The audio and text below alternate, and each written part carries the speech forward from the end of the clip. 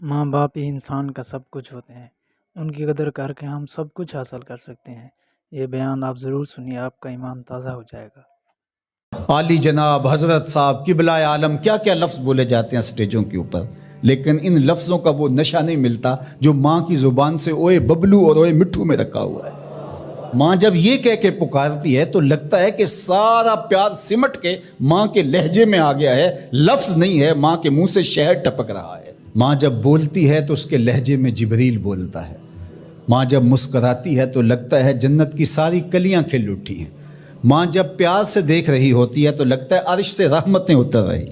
اللہ نے ماں کے سینے کے اندر وہ محبت، وہ تڑپ رکھی ہے، وہ ایک کائنات رکھ دی ہے الفتوں کی، کہ جس کا نعم البدل کیا بدل بھی موجود نہیں ہے۔ وہ پیار رکھ دیا، وہ درد رکھ دیا، وہ درک رکھ دیا، وہ الفت رکھ دی ماں کے سینے کے اندر۔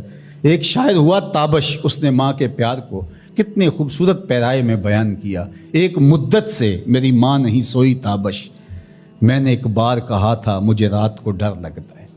کا ایک دن بچپن میں میرے منہ سے نکلا تھا، امی مجھے رات کو سوتے ہوئے ڈر لگتا ہے۔ میں بوڑھا بھی ہو گیا ہوں، میری ماں اب بھی میرے بستر پہ پھونکے مارتی کہ میرے بیٹے کو رات کو ڈر نہ لگے۔ یہ ماں کے سینے کا پیار ہے، ماں کی الفت ہے، یہ ماں کی تڑپتی ہوئی ممتا ہے۔ اولاد کے لیے وہ دکھ بھی جھیلتی ہے، تکلیفیں بھی سہتی ہے۔ غریب مائیں لوگوں کے گھروں کے برتن بھی مانجنے پڑیں تو اس سے بھی گریز نہیں کرتی۔ شہر میں آ کر پڑھنے والوں بھول گئے ہو کس کی ماں نے کتنا زیور بیچا ہے۔ اس لیے ماں کی کمی انسان بڑھاپے میں بھی محسوس کرتا ہے۔ کبھی ایسا نہیں ہو سکتا کہ انسان کہے کہ کوئی بات نہیں، اب میں بڑا ہو گیا، اب مجھے ماں کی کمی محسوس نہیں ہوتی۔ بوڑھا بھی ہو جائے انسان جو ہے وہ سب سے اونچے منصب پر بھی بیٹھ جائے، میں اور آپ کیا، میری اور آپ کی حیثیت اور اوقات ہی کیا۔ امام الانبیاء حضور ختم المرتبت صلی اللہ علیہ وآلہ وسلم حجر انور سے نکلے، اور جو ہی حضور نبی رحمت صلی اللہ علیہ وآلہ وسلم مصلی پر تشریف فرما ہوئے تو حضور کو دیکھ کر کے تمام صحابہ ادب سے کھڑے ہو گئے۔ جو ہی یہ امٹتا ہوا پیار دیکھا تو حضور کی نظر پلٹ کے کئی سال پیچھے چلی گئی، اور ابوا کی وادی میں اپنی ماں کی قبر پہ کھڑا ہوا اپنے آپ کو پاتے ہیں حضور۔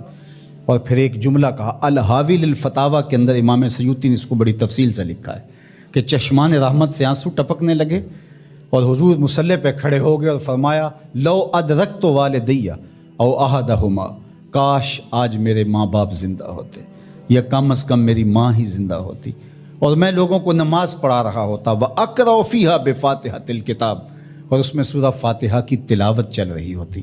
پھر میری ماں کو میرے ساتھ اچانک کوئی کام یاد آ جاتا، وہ دروازے پر آتی اور چلمن سرکاتی اور مجھے بیٹا کہہ کے آواز دیتی، فرمایا لوگوں نماز چھوڑ کے پہلے ماں کی بات سن لیتا۔ تو ماں کی کمی تو انسان زندگی کے آخری حصے میں بھی محسوس کرتا ہے۔ پھر اس سے بڑا منصب کس کا ہو سکتا ہے جو امام الانبیاء کا منصب ہے؟ اتنا بڑا اعزاز کس کا ہو سکتا ہے جو خاتم المرسلین کا اعزاز ہے، جو محبوب خدا ہیں، کونین کے مالک ہیں، لیکن ماں کی کمی کو وہ بھی محسوس کرتے ہیں۔ ماں و شمع کس شمار میں ہے؟ تو ماں باپ کا وجود اللہ کی رحمت ہے۔ جب یہ سایہ سر سے اٹھ جاتا ہے تو پھر پتہ چلتا ہے کہ بندہ کھڑا کہاں ہے۔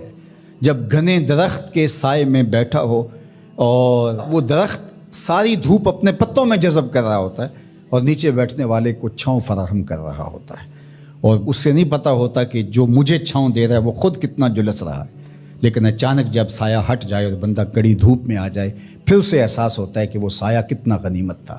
جن کے ماں باپ موجود ہیں وہ ان کی خدمت کر کے دنیا اور آخرت کی سرخرویاں حاصل کریں۔ اللہ کی رضا بھی اس میں ہے، رسول اللہ کی رضا بھی اس میں ہے، اور دنیا اور آخرت کی بہتریاں اسی کے اندر پنہاں ہیں کہ ماں باپ کی تکریم بجا لائی جائے۔ اللہ اکبر۔ ان پڑھ اور غریب ماں کی یاد میں انہوں نے بڑی خوبصورت باتیں لکھی، کہا عالی نسب ہوٹلوں میں کھانا کھانے میں وہ سرور کہاں جو چولہے پر بیٹھ کے ماں کے ہاتھوں سے پکی ہوئی چپاتیاں کھانے میں۔